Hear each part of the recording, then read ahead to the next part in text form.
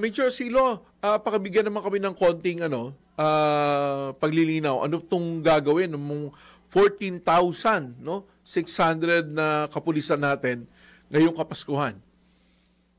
Yes po, yun pong ating i-deploy na nasa 14,614 na PNP personnel is ipapakalat po natin sa mga places of worship, major thoroughfares, transport hubs and terminals, ganoon din po sa mga commercial areas. Kasama rin po dito yung ating mga police personnel na magkakandak po ng patrolling sa iba't ibang lugar, yung ating border control points at magkakandak po ng ating mga checkpoints. So binubuo po ng 14,000 niya na magsisecure, mga pulis na magsisecure po sa ating mga kababayan para po sa Yuletide season.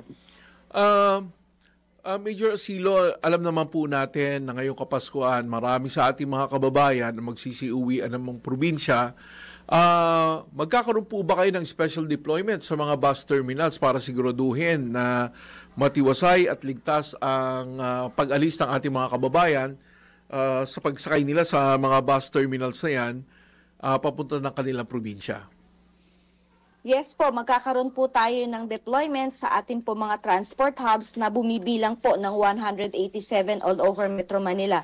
So meron po tayong 405 na deployed personnel na ilalagay po sa iba't ibang ating terminals para po siguraduhin na yung ating mga kababayan na babiyahe para po patulak ng mga iba't ibang malalapit na probinsya ay masisecure po sila. So magkakandak po sila ng mga check po, ng mga inspection po dun sa mga gamit. Ganon din po, tutulong po din sila doon sa ating ibang partner agencies sa mga kinakandak po nila, halimbawa po na pagsisecure po doon sa ginagawang mga random inspection, yung pagta-drug test po ng ating mga drivers at mga conductors. Sila po yung mag-a-assist po dito sa ating mga partner agencies. Tama, no? Major Silo, lagi po namin kayong kasama at ng iba't ibang ahensya ng pamahalaan, particularly involved sa transportation and traffic management, kasama po namin lagi ang kapulisan. Tama po, yung pag-inspection po, saan nyo po ba gagawin to? Sa PITX? Ano po mga bus terminals ang tututukan po natin? Yun pong ating mga malalaking bus terminals, tama po, gaya po ng PITX, yan pong nandyan sa area ng Quezon City, yung kahabaan po dyan na sunod-sunod po ng mga transport terminals natin.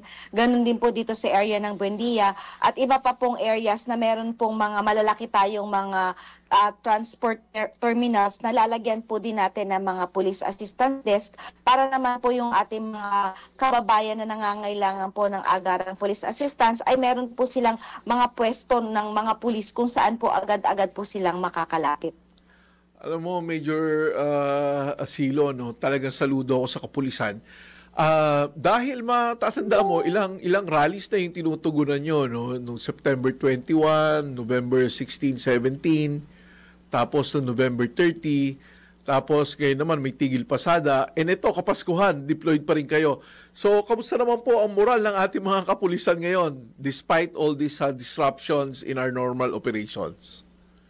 Siyempre po, alam niyo po naman kung ano yung pinagdadaanan ng mga kapulisan natin, ng ating PNP, mga uniform personnel, dahil from a uniform personnel din po, alam niyo na po na pagka sinabi po na alert ay alert po tayo. So mataas naman po yung moral ng ating mga kapulisan, lalo pa po ngayon at nagkaroon po ng announcement ang ating Pangulo regarding po sa increase. So nakadagdag po yan sa kumbaga po doon sa moral ng ating mga tao na yung kanilang pinagpapaguran sa mga nagdaang mga rallies, yung pagod nila, yung walang off, yung hirap nila sa CDM, lalo po yung ating mga CDM contingents, is nakikita po. Nagrarally yung mga sinisigaw nila, pero yung mga kapulisan po natin, nakabantayan. Whether you're pro or you're against the government, ang kapulisan po ay nagiging neutral at binabantayan po ang seguridad at sinisiguradong wala pong mang-disrupt, walang manggugulo. Ang laki po ng responsibilidad na yan, and Major Asilo, talagang saludo kami sa pagsasagawa ng security operations during these two rallies.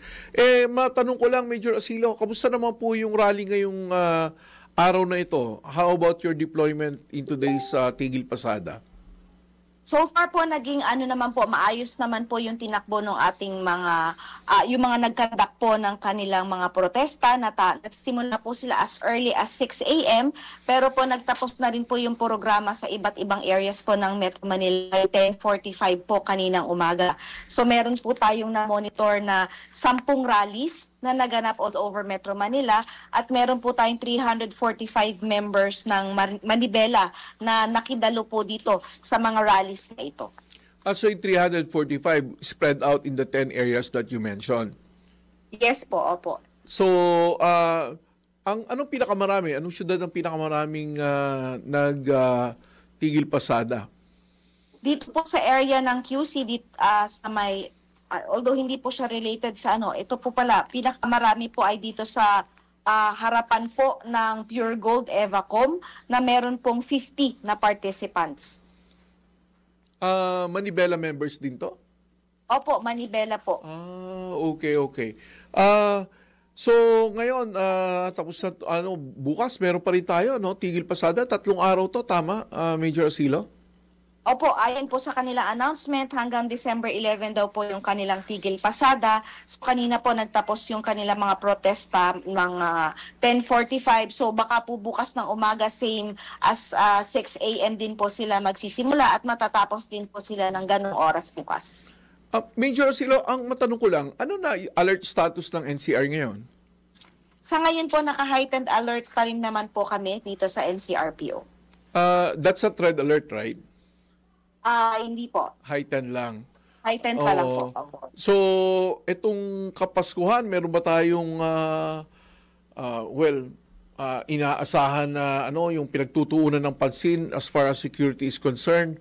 O do we expect na we will be having a peaceful Christmas holidays?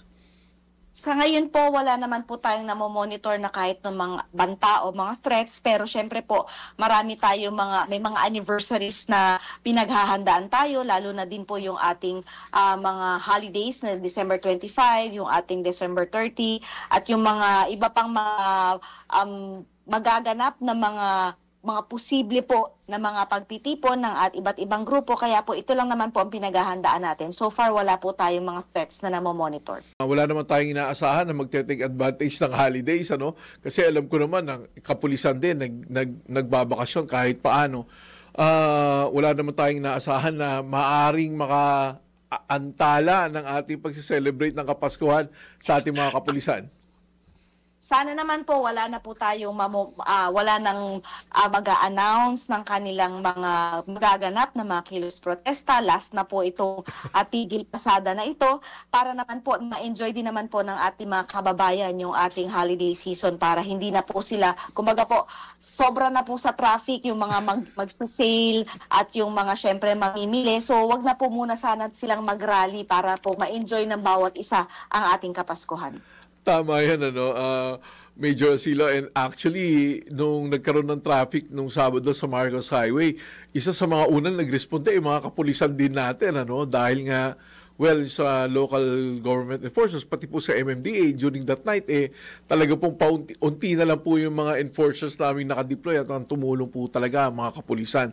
So, Major Asilo, meron ka bang mensahe para sa ating mga miyembro ng NCRPO para ngayon sa darating na Pasko? Sa atin po mga kababayan, sa gitna po ng masiglang pagdiriwang ngayon ng Yuletide season, hindi pong pinapaalala ng NCRPO na ang kaligtasan po ng bawat isa ay hindi lamang nakaasa sa presensya ng ating mga pulis, kundi po sa sama-samang pag-iingat ng buong komunidad. Patuloy po ang aming heightened operations mula po sa ating visibility patrol, security sa mga simbahan, malls at terminals, hanggang sa pagtutok po natin sa mga online threats. Ngunit mas magiging epektibo po ang lahat ng ito kapag aktibo rin po ang publiko sa pagbabantay at sa pagiging alerto. At sa akin po mga kasamahan na PNP personnel, syempre po ituloy lamang po natin yung ating pagseserbisyo ng tapat at nararamdaman sa ating mga kababayan. Maraming salamat sa pagkakataon at sa panahon na pinaunlak nyo po sa aming programa, Major Hazel Asilo.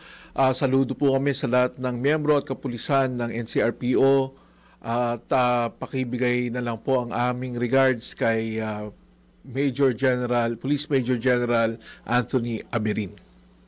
Maraming salamat po, Sir Bong. Thank you.